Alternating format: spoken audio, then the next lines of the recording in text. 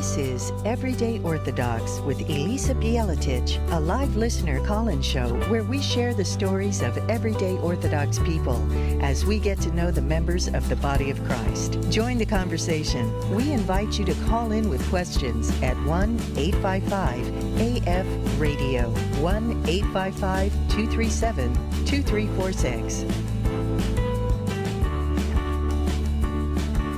Welcome to Everyday Orthodox. I'm Elisa Bielatich, and we are live on Ancient Faith Radio. We are here to meet another wonderful Orthodox Christian, and we do this every Sunday night on Everyday Orthodox. We get together to have a conversation with another Orthodox person, perhaps from a different background, a different jurisdiction, a different part of the country, so that we can all get to know each other. It's kind of a grassroots effort toward Orthodox unity in the nation and really in the world.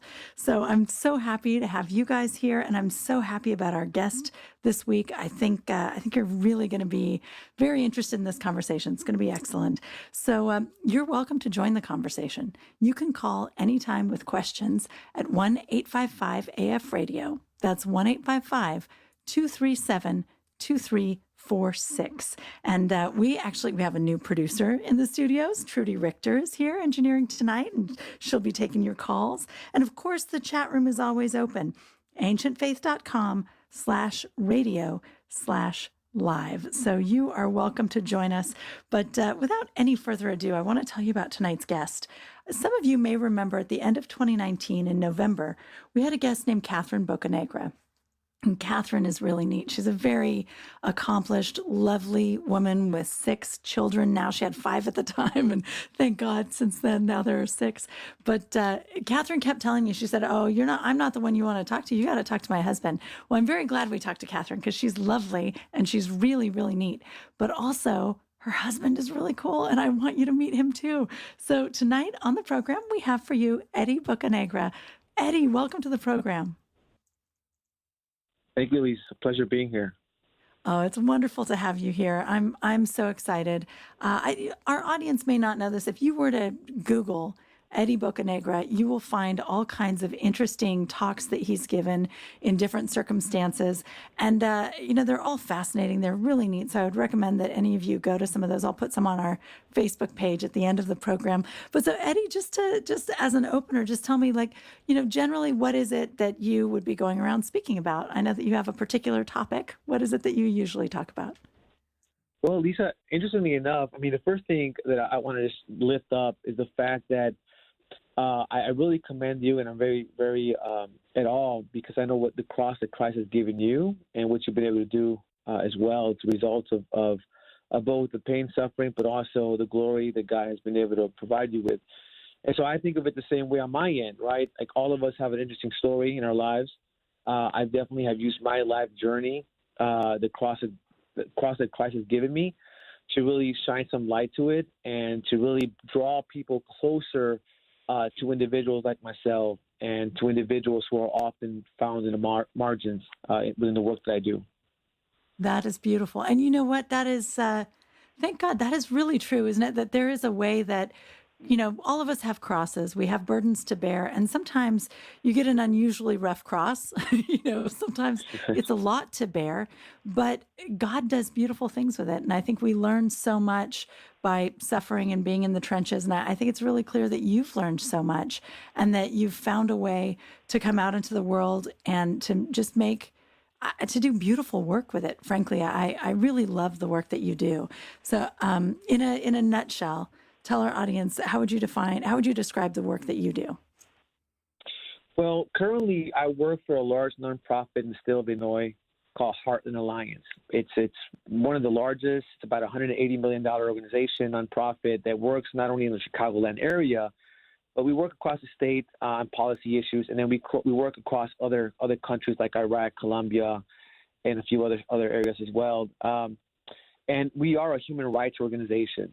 And so what does that really mean, right? So I think for me, in terms of the scope of work and responsibility that I have under my umbrella, I work with individuals who are more likely to be victims of gun violence or perpetrators of gun violence.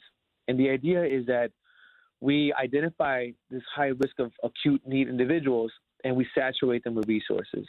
And fundamentally, the two main functions that we provide our men in our program, and I do mean men, they're 18 years and older. We provide employment, and we provide cognitive behavioral therapy. And we recognize that many of them have so many other challenges as well, and so there are times that we provide housing and individual support services like mental health and substance abuse. But for the most part, we definitely put a lot of our emphasis around the cognitive behavioral therapy because we also recognize that many of the men that we work with have been exposed to chronic trauma. Mm-hmm. So how do you identify someone who is likely to become a perpetrator of gun violence? So it's a great question. It's a question that I would say for the 1920s and 30s when street outreach work, which is one of the components that I hope I get to speak a little bit about. Since the 1920s, 1930s, we had in Chicago, New York, and other major cities, individuals that were often involved in negative behaviors, often as a result of people migrating into this country or feeling like they were isolated from the rest of society. And so in the 1960s, there was this era of birth that was given to what we call now street outreach work or gang intervention work.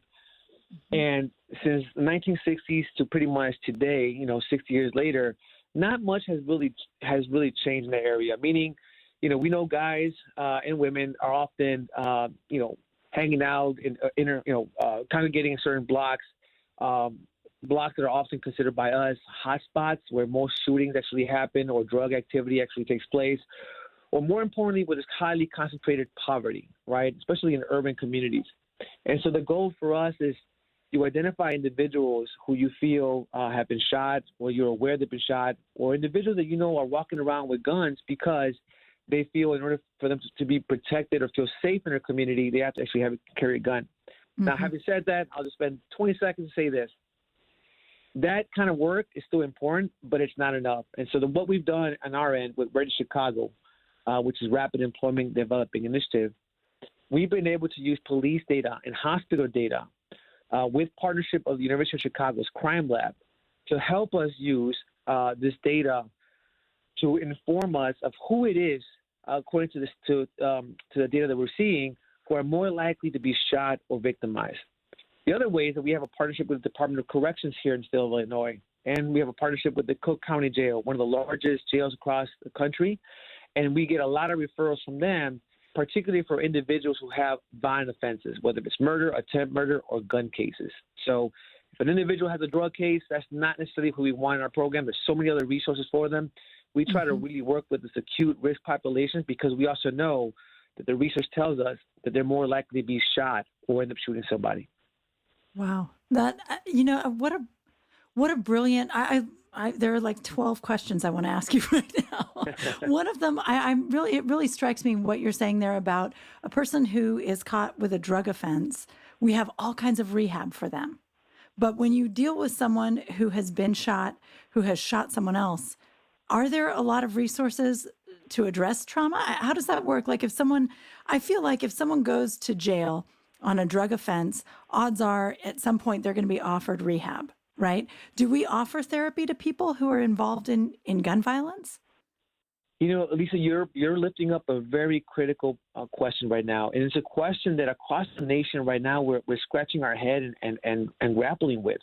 The whole issue that we see today with equity and opportunity and race, it's not a surprise. It's just that because of social media, because of all the things that we're seeing right now with the injustice of police and community, particularly urban communities, we're starting to see more and more in that come to surface.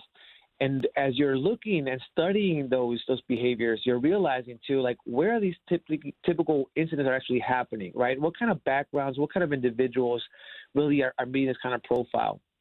And I think that historically we've done an okay job, I'd say, to provide some level of support services around reentry.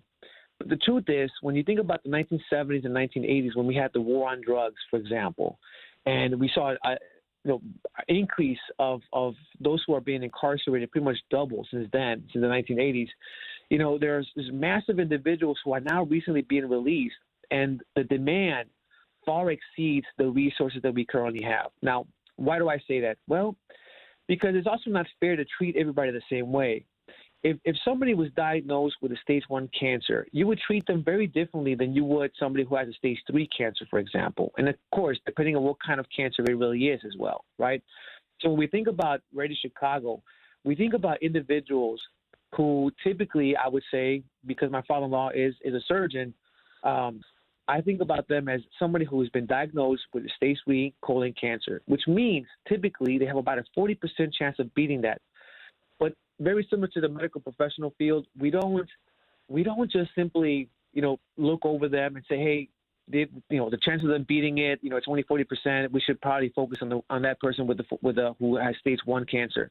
We don't do that. On the contrary, we double down with them. We think about the rigor of support services they need, and it's very similar for somebody who has a violent offense, because most of them individuals who've done violent offenses, open charged and persecuted for as a result of those crimes, whether they're guilty or not, they do an extensive period of time in prison, and typically prisons across the country don't have the kind of proper support services to really manage someone who has experienced, in this case, acute trauma. And imagine being re-triggered again in prison. And so I'm looking forward to speak more about that. But ultimately, what it boils down to is that you would treat somebody very differently who has a background with drug offenses or robbery, for that matter, versus somebody who has been charged and released for a gun case, a murder case, or attempt murder case. Like the kind of supports they actually need are far exceeds from the others, especially because as a society, our current policies continuously favor one group over the other, meaning they discriminate versus one group over the other as well. And so how do we expect people to kind of get past their mistakes? Yep. I find it really interesting. And you've brought up here this connection between trauma and violence. I want to slow down and talk, because our audience may not see where this connection is and what exactly you mean. What is the relationship between trauma and violence, and how it, like you mentioned, people being re-triggered in prison? Tell me a little bit about, and maybe even, a little bit from your own life too, like what is sort of the basic underlying thesis here? I get the sense that it's a sense that people who experience trauma become violent offenders. How does all of that work? Or what does that mean, even? So if I heard the question correctly, Elisa, I probably said I'm just a little bit of it's kind of coming in and out, so I do apologize. Okay. Here's what I would say on my end, and I think this is perhaps the best way that I could paint a story to your listeners. I've been very, very public and vocal about my life, and I've done so for many, many reasons. But to point out one reason for sure of why I'm very public with my life, is simply to be able to draw the connection between those who did not come from the same kind of background where I came from, and to humanize certain people. And in this case, humanizing myself and others who have very similar experience than I do. Okay. And so what is your background? Excuse me? What is your background? Like what you've mentioned that a few times. Yeah. Yeah. So, where do you come from, Eddie? I know, right? So for the listeners who can't see me, right, I'm Mexican American, born and raised in the south side of Chicago, and I am in my mid-40s. The first time that I actually got to witness violence was actually at home, with domestic violence at a very young age. The second time that I got to witness violence was actually in my school. So think about that just for 1 second. The two places that most children should feel safe were two of the places that I felt unsafe: my home and in school. And the third place where I actually saw a lot of violence, and by the time I was 13, I actually witnessed my first homicide. I remember walking to a local park around my house, 4 o'clock in the afternoon, and I was walking across this imaginary borderline. It's a street called Lawndale Avenue. And this street divides two major gang factions that have been fighting each other since the 60s. And if you were to ask any of those young people why they're fighting, they probably don't have any slightest idea. But as I'm walking on the street, I hear gunshots. And right in front of me, I see a young man just drop to the ground. The young man must have been about 16 to maybe 20 years old. I didn't know him. I didn't know his story.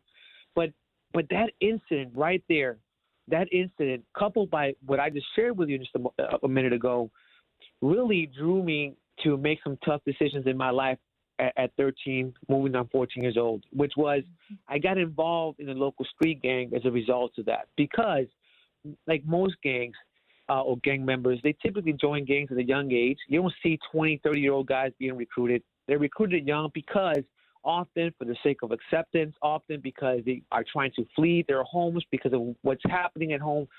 And ultimately, it's also for a sense of belonging and protection. I looked at the gangs as a way that would allow me to look after my younger siblings. I'm the oldest of 5. And it was an opportunity for me as a gang member to have a voice in my own community. Wow. And so from the ages of 14 and 18 years old, I was arrested multiple times. And then by the time I was 18 years old, I was in front of a judge being sentenced to 29 years in a state prison for a first-degree gang-related murder. Lord So I have ended mercy. up spending 14 years and 3 months. That's 5,200 days. And I spent almost 2 years in isolation and segregation in the hole. 3 months here, 6 months there, 9 months there. Mhm. Mhm. And, I share that, but I also want to lift up this other thing, which is post-incarceration. When I started volunteering at a church, it exposed me to ways to be able to help others who were currently at that moment walking the same life that I was years ago. And since then, I ended up going to undergraduate school at Northeastern Illinois University. Then I got my master's degree at the University of Chicago, spoken at the United Nations, been invited by the State Department, sit in various boards and committees, been part of the mayor's transition teams, the previous one, the current one. And I could go on in terms of acclimates that I've had, published academically. But all that I believe that God has given me this opportunity to make the best of what He's given me and what He's allowed me to experience. And that experience, right, is what informs my perspective in this work. And I guess to answer the question is that I believe that addressing individual trauma, particularly in a group setting, really helps shape individuals' patterns of thinking and disrupt typically the way they act to a normal or abnormal situation to a normal situation in their case because of the communities they're living in. Yeah. I think that, first of all, that's an amazing story. And, glory to God and thank God. And look how, here you talk about, this idea that you wanted a voice in your community. And at the time, at that young age, looking around, informed by so much trauma, the response seems to be, well, going into a gang is the place to get it. And now look, I'm talking about a voice in your community, right? I mean, you're speaking before the United Nations. Like, that is amazing. And it's beautiful. And I just, thank God. And I want to say along the way, I think you met a nice Orthodox girl. Is that right? Oh, absolutely. My wife's been, God sent, and I think is the reason why God put us both in this path. And it's interestingly enough, and I won't go into the great details, but I'll just say this: how I met my wife was one evening, as I had just that same year, I had attended 24 funerals of young people that I was mentoring and working with, and this was through my earlier work doing street intervention work. In That is fact, for your viewers or for your listeners, there's a documentary called The Interrupters. If you're ever interested in learning more about this kind of work, it's on YouTube, but it's also on Netflix, and I would encourage you to watch it. But met my wife as I was looking for a therapist, a bilingual therapist, and while my wife is Greek, she speaks Spanish way better than I do, and she was working in the community as well, and so I was really looking for somebody who could help me start a program to support parents who lost their kids to violence, and so that began that journey. So I was mentoring a lot of the kids she was providing therapy for, and then in return, she was supporting a lot of the parents that I too was very blessed to be a part of their lives as well. And 10 years later, my wife continues to do that every Friday now. That's beautiful. That's really remarkable, considering along the way also the two of you have managed to have 6 children. Like, this is amazing. What a beautiful and robust family you have created. While at the meantime, meanwhile, I would say both of you have built up really impressive careers out in the world making a difference. I mean, it's a beautiful thing that God is doing with you. I really, how does that even work? How did the two of you have 6 kids and do all of this stuff? Lisa, sometimes, we ask ourselves the same question. Just right now, right before I jumped on this call, I was driving like 80 something miles an hour, which I probably shouldn't, but I was like, I got to get back in time for this call, right? We had just left out of town. And so in large part, I mean, we are very blessed. And I think, the fact that my wife is Greek and I'm Mexican, I think both of our cultures love big families. And so, Yes. so that's a given. I will say this, that it's not easy. And I'm not going to make it sound easy. It's very difficult, and we sacrifice quite a bit in this process. But what we don't sacrifice is our faith, is the fact that we attend church, the fact that we go to Vespers, the fact that we pray every night, and so those are the things that are really, really critical for us. And because of that, I believe, because of the prayers of so many other people, that God's been good to us in that sense, right? Because He has given us so much. He's entrusted us with so much, including the lives of our children, right? That we are just trying to make sure that we are able to steward that. And when I think about, Father John Baker, who's my priest at Christ the Savior Orthodox Church, one of the things that often resonates that he shared with me is the parable of talents. All of us, right? God has given us something. And so those gifts, how are we going to multiply that? And I think my wife and I come to this work, right? We wake up every morning thinking about that. Like, how are we going to multiply what God has given us? And that's fundamentally how we're grounded in our work. That's amazing. That is really very beautiful, especially considering that, I mean, neither of you started out in families that were like long traditions of activism and all of this beautiful work, right? You're both people who have sort of stood up and recognized that this is your calling. And I think it's really beautiful the way that you have taken this cross that God gave you and turned it into something so beautiful. And I think that that's what God does, right? He transforms all of this suffering. If you hand it up to him, he'll transform it and he'll give you so much power. And the more you do a good job, the more he'll keep piling it on, right? Just like with the talents. But so when you, sorry, I'm so excited about all of the things that you're saying. And I have like a long, long list of questions. I do want to say too, you mentioned her being a Greek girl and you being Mexican. You guys both love big families. Can I tell you, I have so many friends who are Greek, one Mexican, and they have like the best marriage. It's so interesting how well those two cultures come together. Was it always easy for you guys to bring those cultures together? Or like, did your family freak out that she was Greek and you were going to be Orthodox or anything like that? No, not at all. Not at all whatsoever. My wife's siblings, they've been really amazing from day one. And I when they asked the hard questions, right, or they gave me the attitude, it all came from a good place, meaning that they were looking after their sister. And Catherine was the oldest of 5, as I am the oldest of 5 as well. And so, her father, Dr. and Deacon Theodore, he's a big dude. If you ever see him, he's pretty intimidating. He's a big guy with a huge beard, right? He's like a biker. And I'm like, oh man, I better be nice to Catherine because I know what's going to happen to me. But the truth is, I saw how beautiful their family is. And I think to myself, like, how blessed and lucky I am to be able to marry into this family. And I would say that the feelings have been very mutual on our end as well, on my side. There was no challenges, no issues. Obviously, there are, we both come from 2 different worlds. My wife grew up in the north suburbs, a more affluent community, attended a very well, high school, went to a good undergraduate program and then to grad school. She's got her PhD. So obviously there's a sense of pedigree there, right? That her parents worked very hard for her to actually have. And on my end, right, my dad went as far as 3rd grade. My mom went as far as 6th grade. But they were both very hard workers. And that's what they instilled in me, right? This sense of work ethic and sense of pride.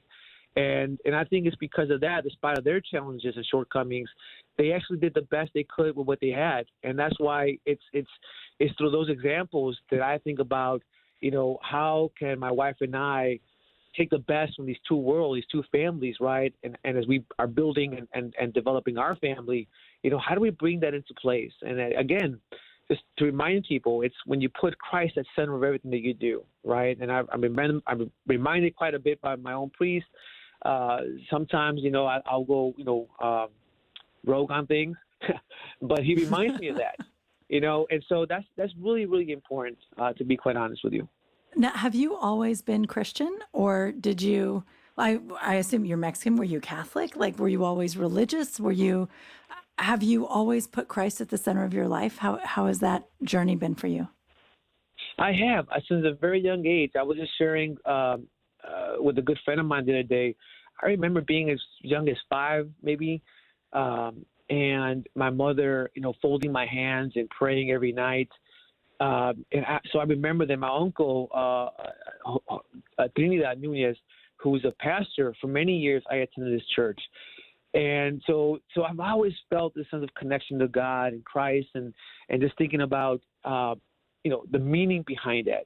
Now, obviously, given my actions in life, one would assume and think like, well, Eddie, what happened? You must have not had the best parents, or what happened with your upbringing, or you didn't have Christ in you. The truth is, it's like most of us, sometimes we stray. Sometimes, the things that are going around us overcome that sense of spiritual nurturing that Christ has given us. And I say that because you also have to feed that. And I think that, at a young age, that's what happened to me, this sense of trauma and not knowing how to cope with that. And because there's so much science now that I could speak about, right? I'm surprised that things even became worse than that. But here's the thing, I grew up in a Baptist church, and I remember in prison being exposed to these beautiful postcards, right? They were icons. And in fact, I was just talking to Nick, who's the executive director at the Orthodox Prison Ministry, just yesterday, as a matter of fact, him and his board. And let me just give a selfish plug there. I believe I got to sit through this meeting. They're doing some amazing work. And for your listeners, if people are interested in getting involved with what's happening across our nation right now and want ways to kind of connect and give back, that is one prime way that you could do that. Now, so I just want to plug that out there. But to your question, that was my first introduction into Orthodoxy. And then obviously, when I took a religion class in prison, that also there was this whole history around the Catholic and the Orthodox Church and division and what happened there historically and so on. But Here's the bottom line. Elisa. I'm a simple person. One of the things that my father-in-law and I have in common is that we both like classic cars, right? And so I have a couple classic cars, and I like them what we call stock, meaning they're original, they haven't been tricked. No, there's not lowriders, none of that stuff. Mm-hmm. So I think about Orthodox similar. That's right? awesome. It's like that's awesome. It's original.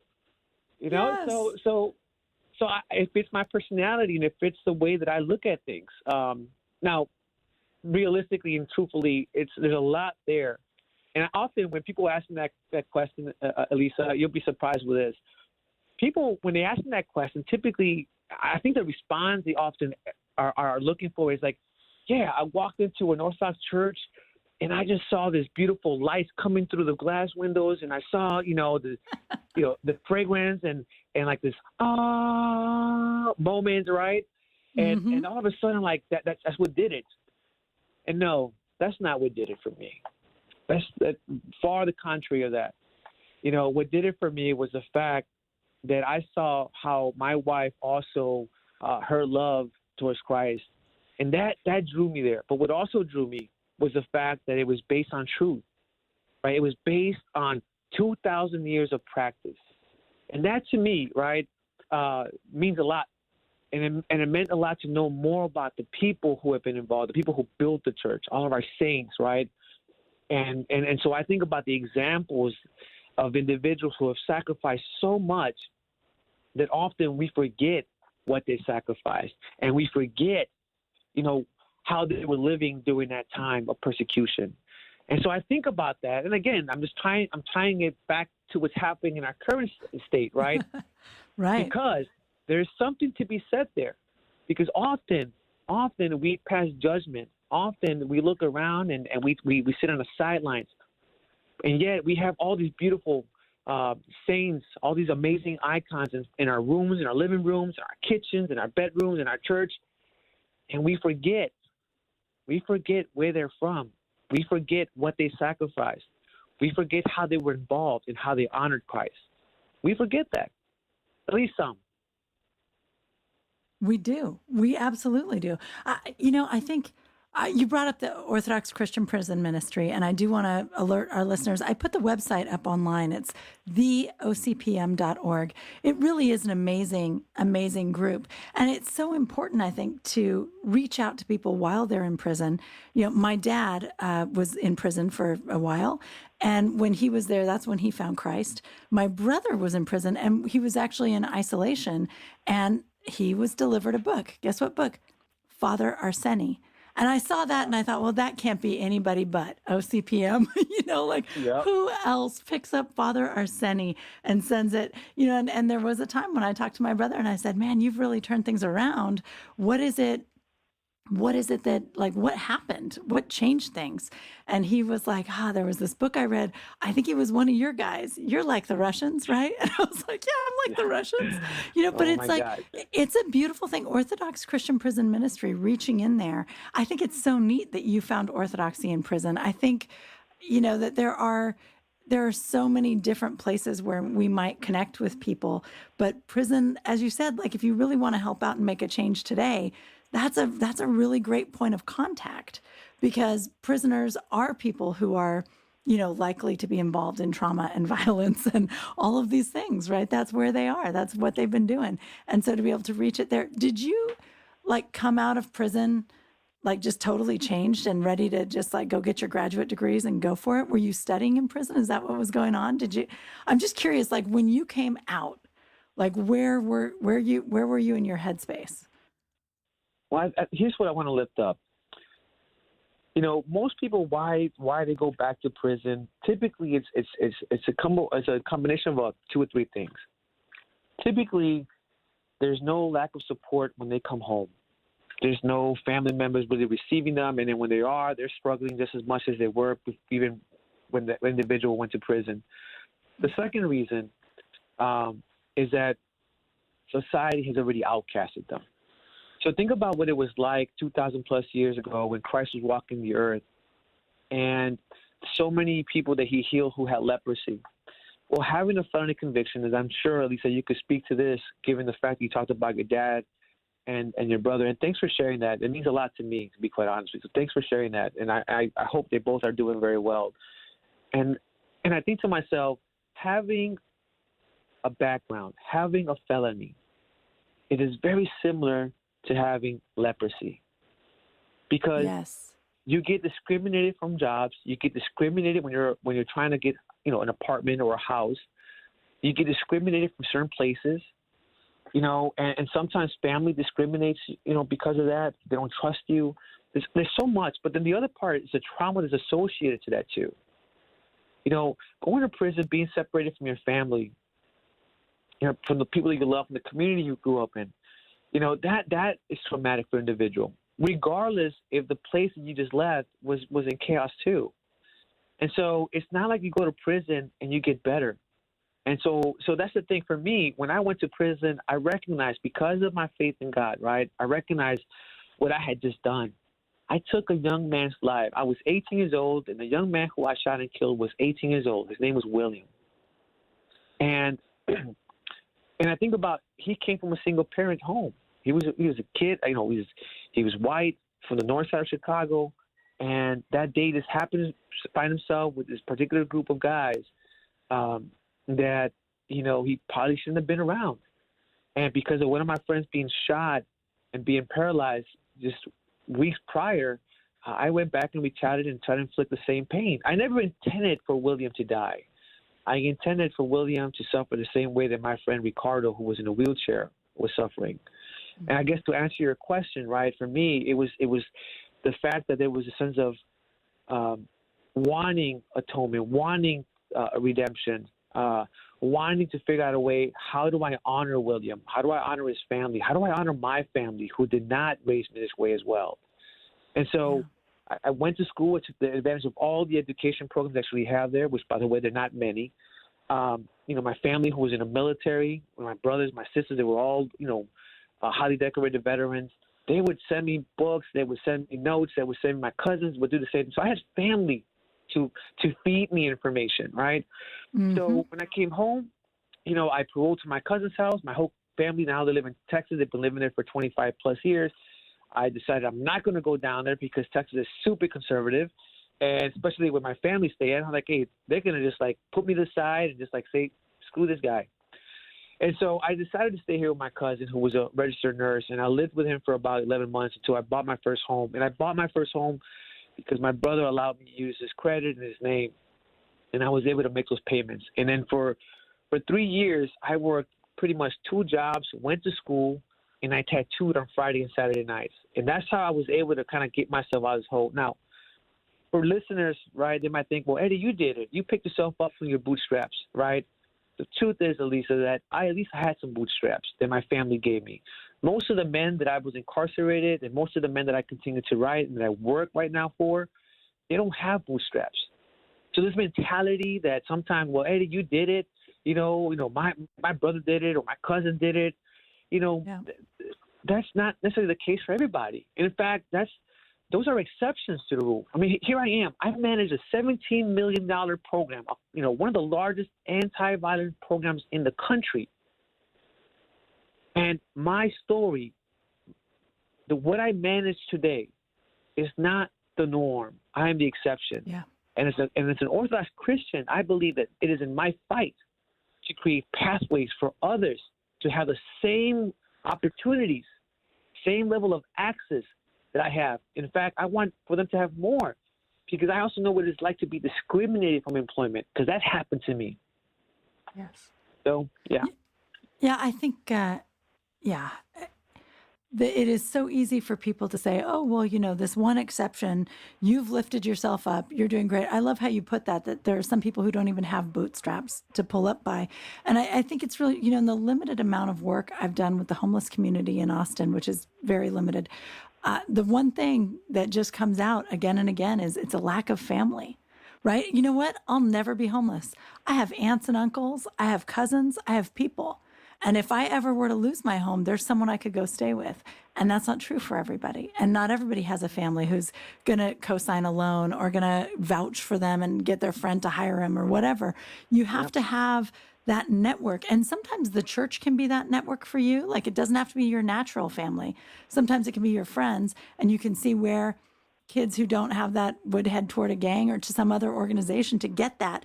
We all need that. We don't pick ourselves up alone. We never do. It's always this group of people that gives us support and gives us the hand up, and then we can pull ourselves up.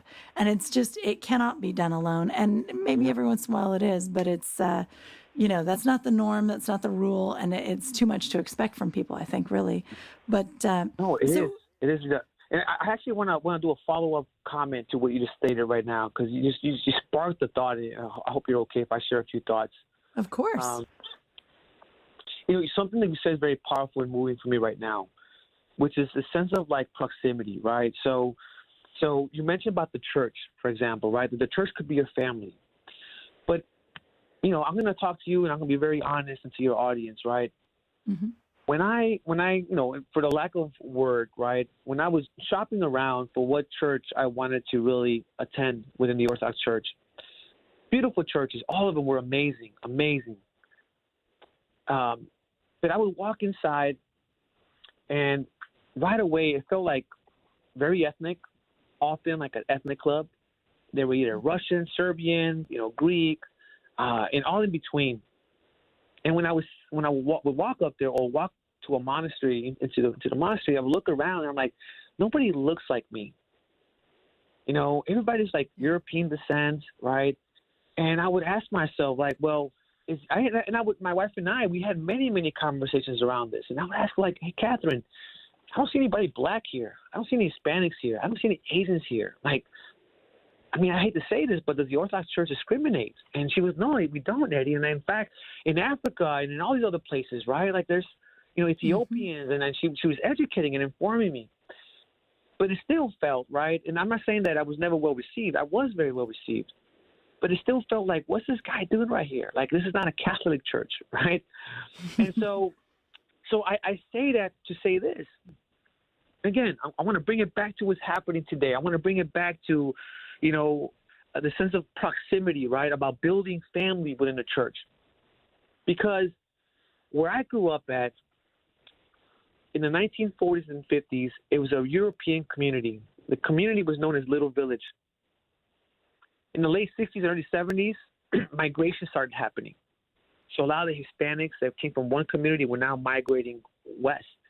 And so they were moving into this community known as Little Village. In Little Village, there were several Catholic churches there, but there was also an Orthodox church.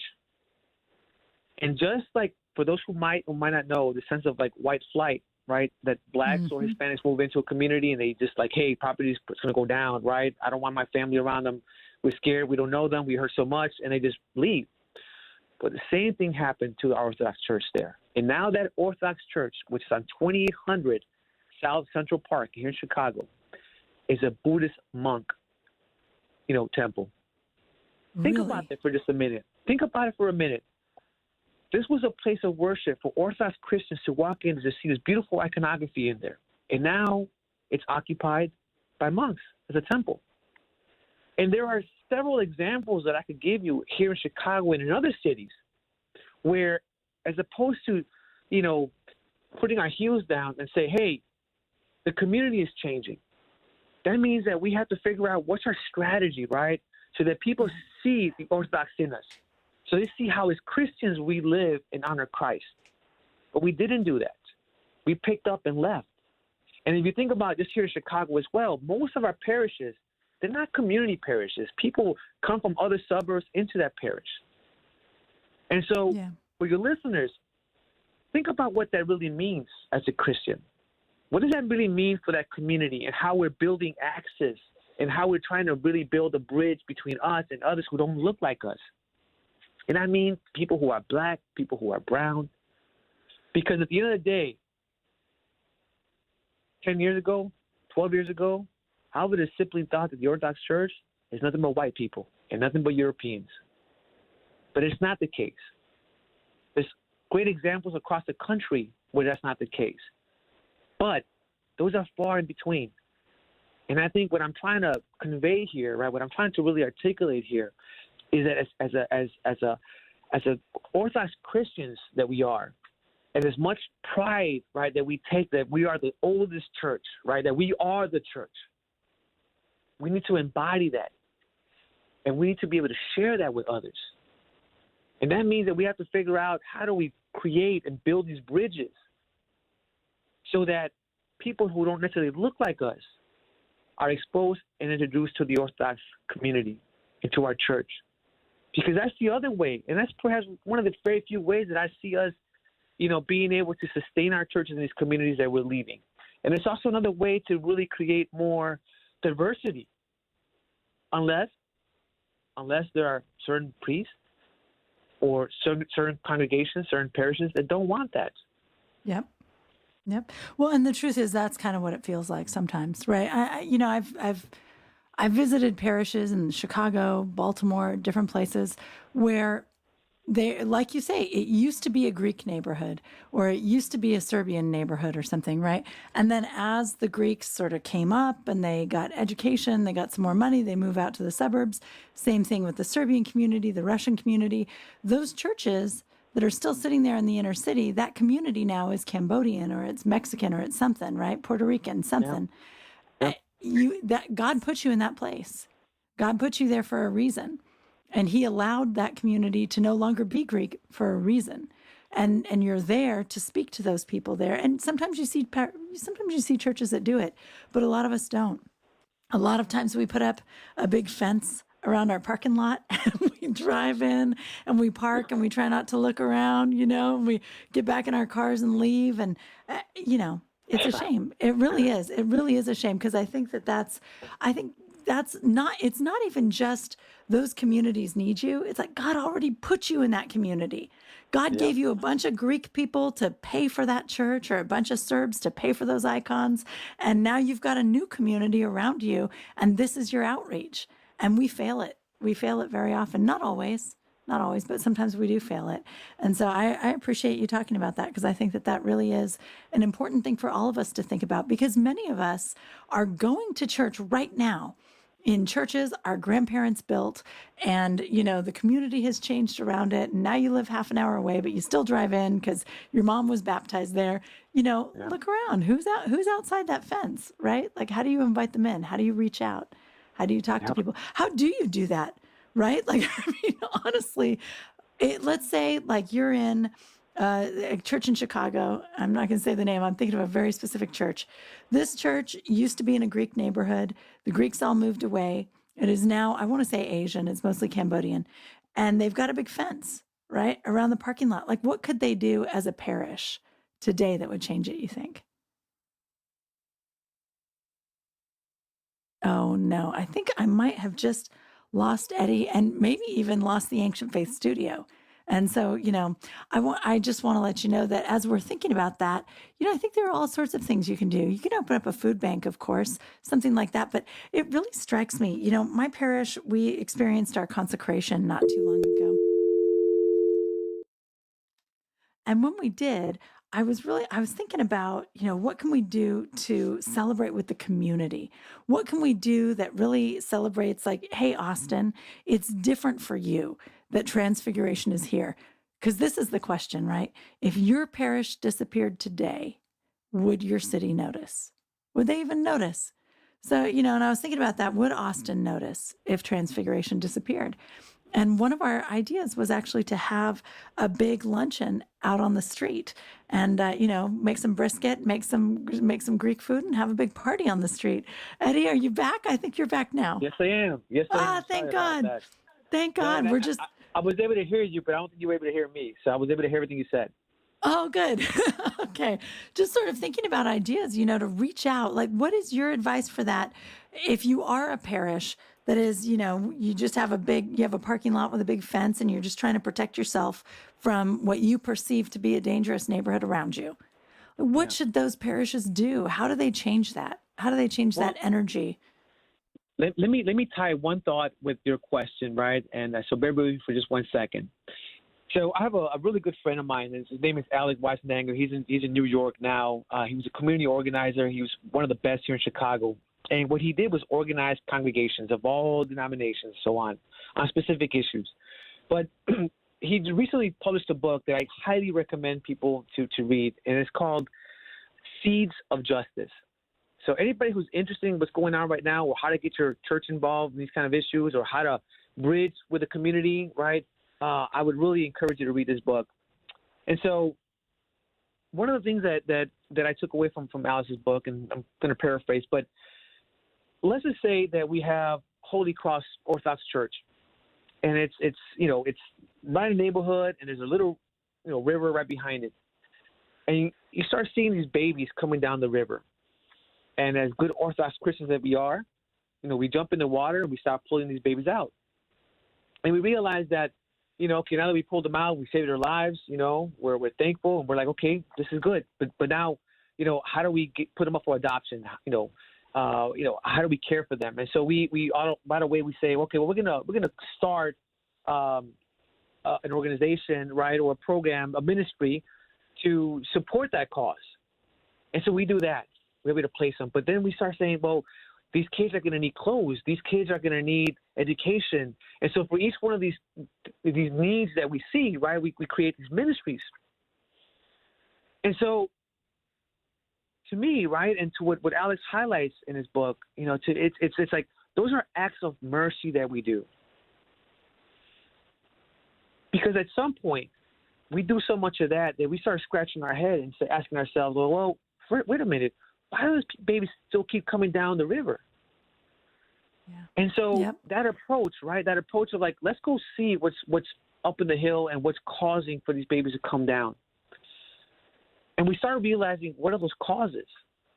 And that is an act of justice now. Like, to be able to really identify what's causing this and tackle that is an act of justice. Now, both are needed in our church, and both are essential. And both of them, I would say, to a great extent, are needed for our own salvation, to be quite honest. And so I think about your question, and I asked myself, okay, we could definitely do that, barbecue and whether it's a Greek barbecue and we invite the community to come out there, my question is like, how intentional are we to bring the community into that space? Besides the signs, are we doing door knocking? Are we making some phone calls? Are we asking our parishioners who might live in a community to bring their neighbors? Like, what are those tactics? In addition to that, what else are we doing that seem right like these kinds of the acts of mercy? Because for me, those are acts of mercy. There, we do a fundraiser. We might do a ministry on something specific. We might. Christmas, right? We're really good at this as Orthodox Christians, right? We'll do a toy drive, we'll do a clothes drive, Thanksgiving, we might feed the homeless, we might feed specific groups. Those are all great acts of mercy, and it makes us feel really good. The question too that often we have to wrestle with is like, how do we stop doing the same thing over and over? Yeah. Why don't we tackle some of those same issues that are causing for the sense of disparity, that's causing for these babies, right, to come down the stream? Yes. That's a beautiful analogy. That is fantastic. And I think especially, we have the Black Lives Matter protests going on right now and all of this discussion about police brutality. And the thing that really strikes me is rather than going up the river, we get into these side roads, right? Like, oh, is this Marxism or capitalism? It's like, we'll talk about Marxism later. Like, don't worry about that. Whatever, yeah, we don't like Marxism. Great. But let's go up the river. There's too much division. That's what we do. Yeah. We divide each other. We are participants in it. It's not that we have been divided by somebody else. We are constantly doing it, and we're constantly sorting each other out. I love, gosh, Eddie, you know what? Seriously, when you come down to Texas to visit your family, I expect you to come to my house because I want to hang out with you more. But we actually have a caller. We have a caller, and I think TV from Chicago, who is a convert at Christ the Savior with you, in fact, has a question for us. TV, are you there? Yes, I just wanted to say hola, ¿qué tal? Speaking of St. Nicola, that's the church where my wife and I first converted. It took a war in Kosovo in 1999 to get us to church. And, I'm just touched. I do speak some Spanish. I know it's horrible now, but I used to actually do that when I was practicing law. And the subsequent priest, not the one that I was there, but had introduced me whenever I'd come back to, it was in Brookfield now to visit as the first convert. I don't know if it's true or not, but it's a nice compliment.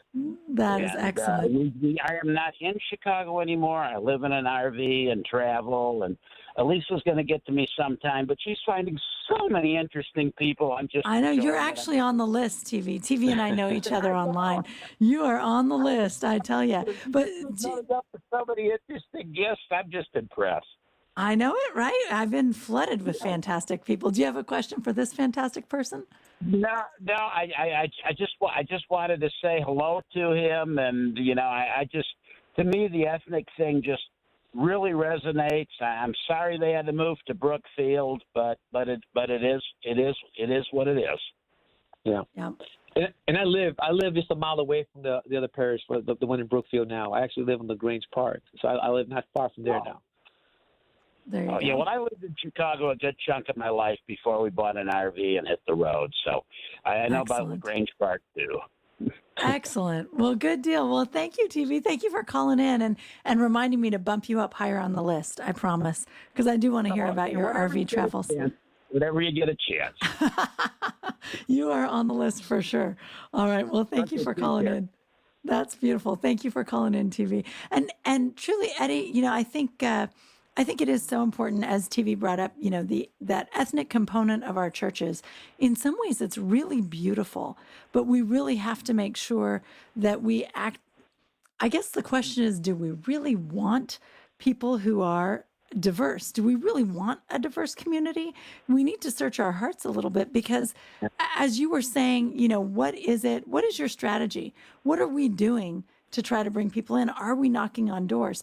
Man, Orthodox people never knock on doors, right? Although I do know, like, I have a Serbian priest friend who moved to a new community. He's building up a new church. What do? He goes through the white pages, calling all the itches. Anyone whose name ends in ICH, he's calling and trying to drum up people to come to his church.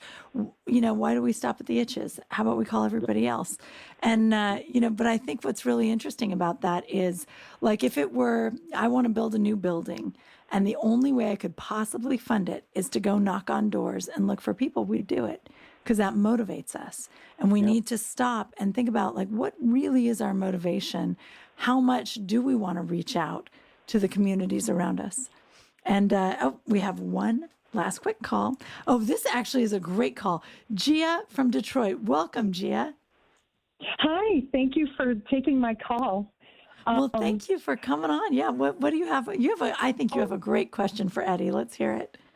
Well, my question is, how do you prevent burnout? Because I'm a former teacher. I started out in East Detroit public schools, from the Detroit area. As a matter of fact, I'm somewhat familiar with the gang activity in Chicago because it came over to Detroit. Not blaming anybody, but we had police come into our school. I was teaching middle school at the time, so we could be aware of gang signs and so forth. And I also did my student teaching in inner city Lansing, Michigan. And so I just love your work, and I tried to get involved. And long story short, I am on disability because I burned myself out. And I want to get back in the game. I want to volunteer, but I'm just afraid of falling in the same trap of burning out again. So I'm just wondering how you and your wife deal with that. That's a great question, because you guys really do a lot. You've got your 6 kids. You both are so active. What's your advice about burnout? First of all, thanks for all the work you've done and continue to do. Burnout is real.